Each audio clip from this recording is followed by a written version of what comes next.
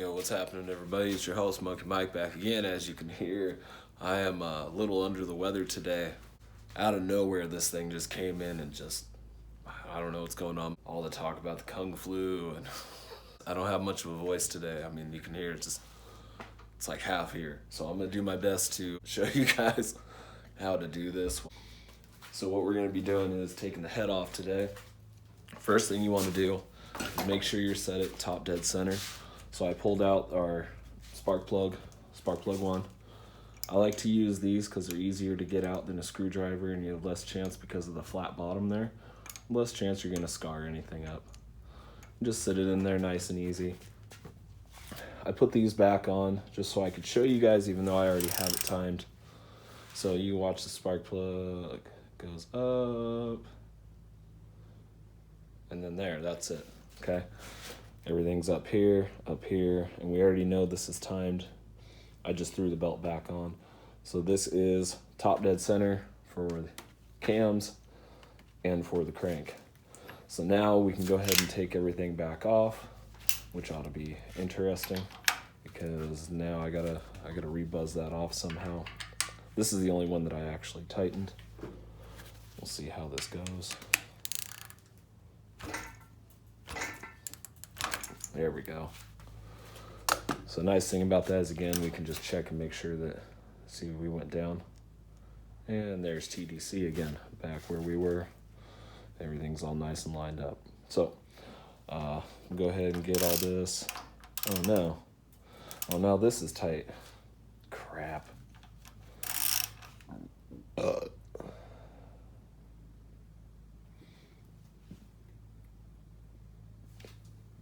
Really what we care about are the cams. So we can go ahead and take the timing belt off, and then we can buzz this off if we need to. I got the gun sitting right there. And then, yeah, I'll show you the sequence of taking off the head bolts. So give me just a minute. I guess I can show you real quick how to take off the timing stuff too. You just take your needle nose pliers, grab your tensioner spring. Okay, squeeze. There it goes. Okay. Just set that off to the side right there. We'll end up taking it off in a minute. And then you're going to want to take your 14, go on your pulley here, loosen it. You see that moves over. Now everything should just come right off, unlike the version I showed you guys the other day. Come on.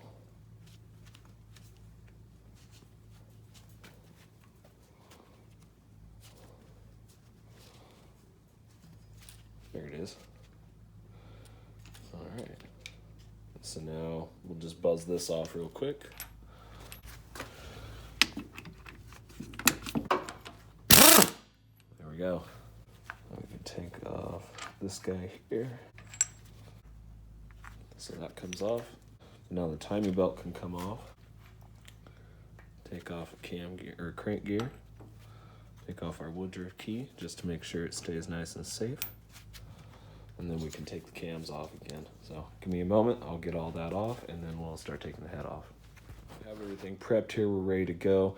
The only thing I haven't done is drain the oil, which I'm not really concerned about, because all of it should be down in here in the crankcase anyway. And we're just gonna be taking the head off. We've got everything we need. Whoops. Everything we need is disconnected. This is the only thing that's just dangling there. But everything else is off. So we'll probably have a little bit of water cracked down, maybe, if there's water still left in the jackets. I don't think there is.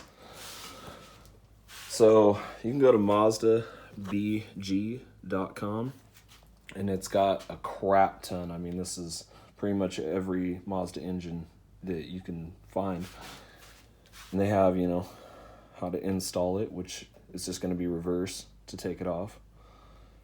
They've got a nice little picture there. We have this orientated with the cams here. Everything is pretty much identical to this picture, how we're sitting.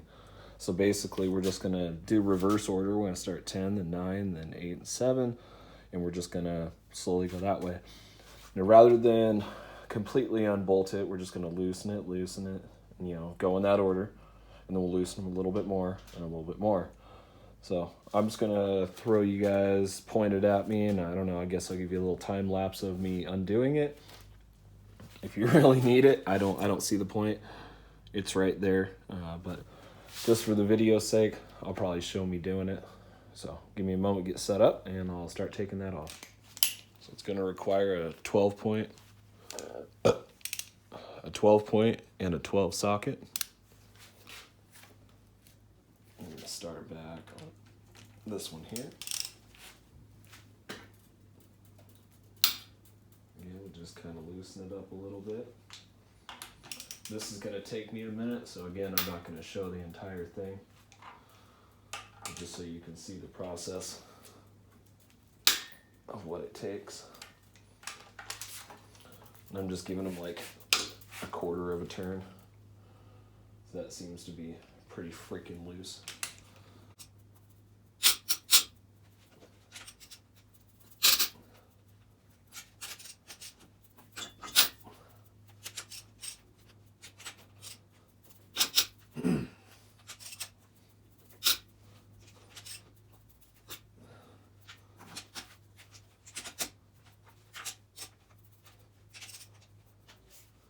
Came off more than I wanted to. Oh well. Can't imagine it's that bad. This one, this one, and then this one, and this one, and after that they're loose. So you can just take this off after that. And I can guarantee you, they all spin by hand now.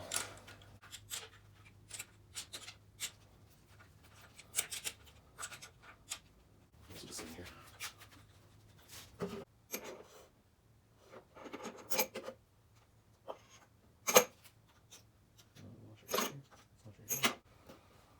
Alright, that's that.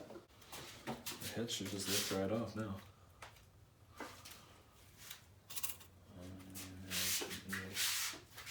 Literally nothing holding it on that I can see. Or this guy.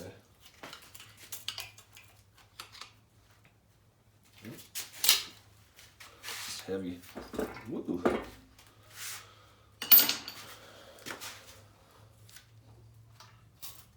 I lied when I said it was heavy. It's not heavy at all.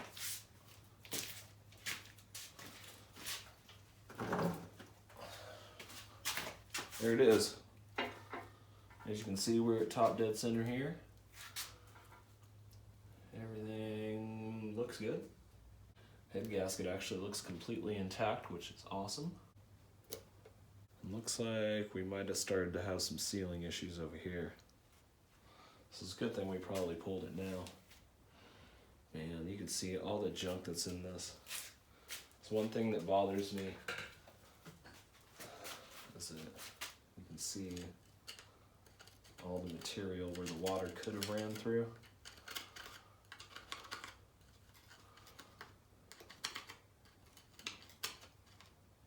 But instead it's blocked by a bunch of little holes and stuff.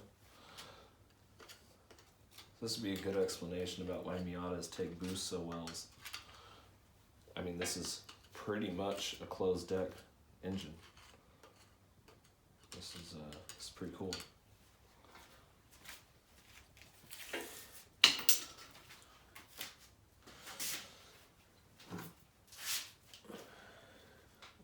Dripping all over my foot. Of course, the one place it drips is on my foot.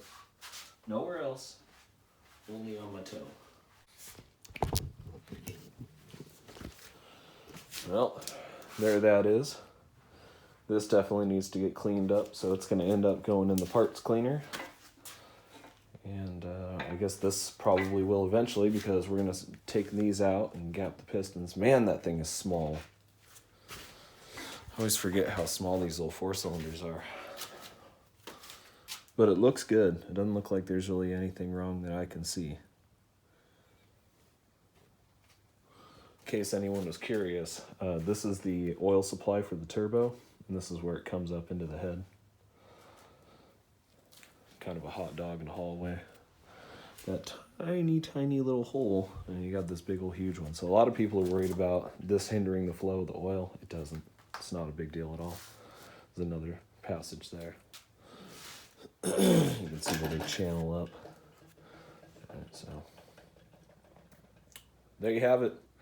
That's how you pull the head on a Miata. Pretty simple. I'm gonna move this, obviously take this to somewhere secure. I will drain the oil and then we'll flip it over, and I guess next we'll be taking the pistons off. So, woo, yay. Thanks for being here, guys. Sorry I don't have much else for you. I'm gonna go rest. This sucks. I keep forgetting, I mean, it is February. I mean, it is technically still cold outside, but I live in Arizona. I'm usually, I didn't come here for the shade. It's supposed to be warm still. All right, hope y'all are doing well. Peace.